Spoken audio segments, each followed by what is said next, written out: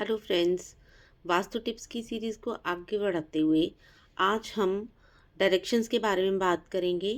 हमने डायरेक्शन को 16 पार्ट्स में डिवाइड किया है। तो हम नॉर्थ से स्टार्ट करते हैं।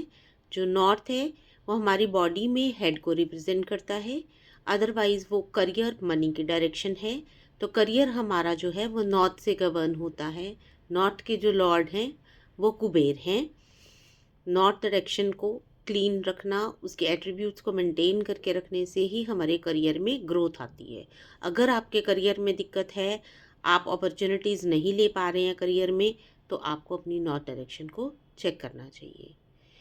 उसके बाद हम जाते हैं नॉर्थ ऑफ नॉर्थ ईस्ट, जो हमारा हेल्थ का जोन है।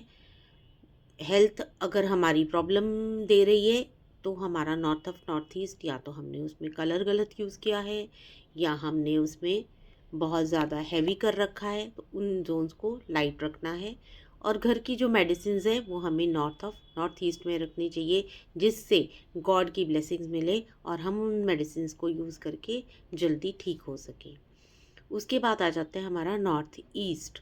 जो नॉर्थ ईस्ट की डायरेक्शन है गुरु की डायरेक्शन है, सबको पता है उसमें मंदिर होना चाहिए। उसके बाद वो डायरेक्शन हमारी डिसीजन टेकिंग में हेल्प करती है।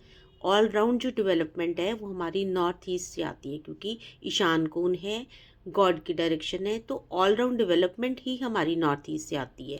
तो उसको क्लीन रखना चाहिए, उसमें कोई वॉशरूम नहीं होना चाहिए। तो ये तो बेसिक चीज़ें हैं। इसके बाद वो डिटैचमेंट भी देती है, क्योंकि अगर हम गुरु की डायरेक्शन में ज़्यादा देर बैठते हैं तो हम डिटैच भी होते हैं चीज़ों से। तो एज़ पर एज ही उस डायरेक्शन को यूज़ करना चाहिए। बच्चों को थोड़ी देर बैठना चाहिए ताकि डिसीज़न मेकिंग उनकी सही हो। बड़ों को भी कुछ देर, जब आपको कोई डिसीज़न लेना है और आपको समझ में नहीं आ रहा, तो कुछ देर नॉर्थ ईस्ट में ज़रूर बैठना चाहिए। फर्दर हम न्यूमरोलॉजी में चलते हैं। न्यूमरोलॉजी में लास्ट टाइम मैंने नंबर 1 के एट्रीब्यूट्स आपको बताए थे।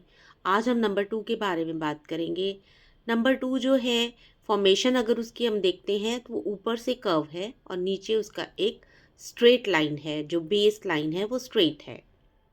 तो इसी तरह से नंबर 2 वाले देखने में बहुत एडजस्टिंग, कोऑपरेटिव दिखते हैं। ऐसे लगता है जब हम बात करते हैं तो नो तो नंबर 2 वाले बोल ही नहीं सकते।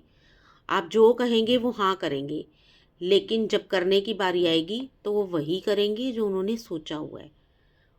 वहाँ वो कोई कॉपरेशन आपको उसमें नहीं दिखेगा, वो अपना सोचा हुआ ही करेंगे। और रूठना मनाना तो 2 नंबर का रूल है, वो एक एक बात पे रूठ जाते हैं। इसके बाद मैं बात करूँगी टैरो के लिए। तो टैरो की जो पर्सनलाइज्ड रीडिंग होती है उसको इस तरह से सिंप्लीफाई करके नहीं बताया जा सकता। Thank you.